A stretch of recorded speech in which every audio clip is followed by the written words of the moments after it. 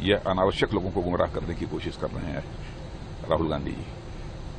और मैं स्पष्ट कर देना चाहता हूं कि हरियाणा की जनता के सामने आज मैं अग्निवीर से जुड़े कई भ्रम इन लोगों ने पैदा किए हैं, उसको स्पष्ट करना चाहता हूं आपके एनआई के माध्यम से। दुनिया में जो माहौल है उसको देखते हुए भारतीय सेना में नए और जोशीले जवानों की जरूरत लंबे समय से महसूस की जा रही थी। और अलग अलग देशों जैसे अमेरिका है, ब्रिटेन है, फ्रांस है, रूस है, इजराइल है, चीन है, इन सभी में आर्म्ड फोर्सेज में शॉर्ट टर्म इंगेजमेंट्स माने थोड़े समय के लिए, कहीं 2 साल है, कहीं 3 साल है, कहीं 4 साल है, ऐसे शॉर्ट टर्म इंगेजमेंट्स के लिए सैनिकों की भर्ती के लिए अलग अलग प्रोविजन है। भारत में सेनाओं के सभी अंगों की सहमति के बाद अग्निपथ यह स्कीम प्रारंभ की गई है।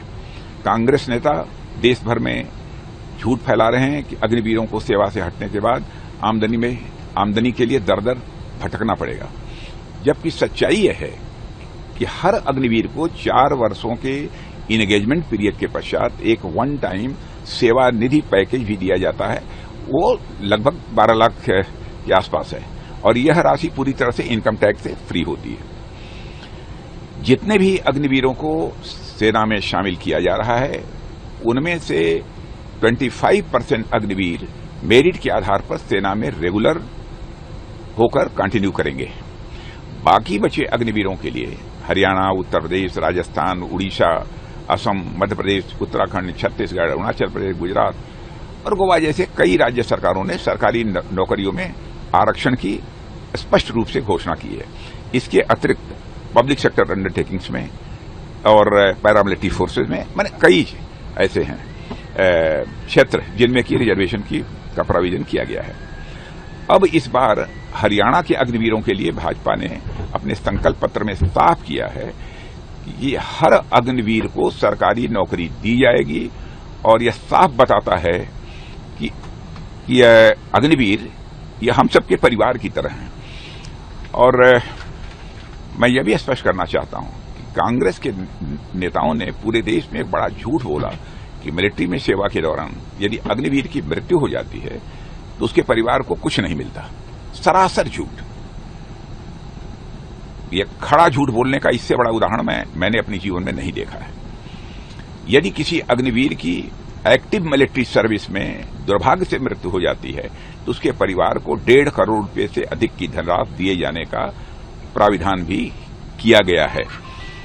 और इतना ही नहीं, सेवा निधि पैकेज के अंतर्गत जो लगभग 12 लाख रुपया दिया जाएगा वह दिया जाएगा।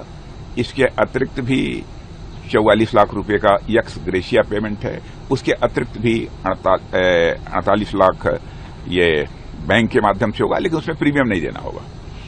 इसके साथ ही सरकार ने अलग अलग बैंकों के साथ एक एमओयू भी किया है जिसके अंतर्गत 50 लाख से 1 करोड़ तक का इंश्योरेंस कंपनसेशन दिया जाता है। इस इंश्योरेंस के लिए भी अग्निवीरों को प्रीमियम नहीं देना होता है और भारत सरकार जोखिम को कवर करने का काम करती है तथा अपने पब्लिक फंड से बीमा राशि का भुगतान करती है। इसे कांग्रेस कहती है कि यह तो अग्निवीर के खुद के बीमा की राशि है, मगर यह एक्स ग्रेशिया पेमेंट है। 1 पैसा भी प्रीमियम हमारे अग्निवीरों को नहीं देना पड़ता है।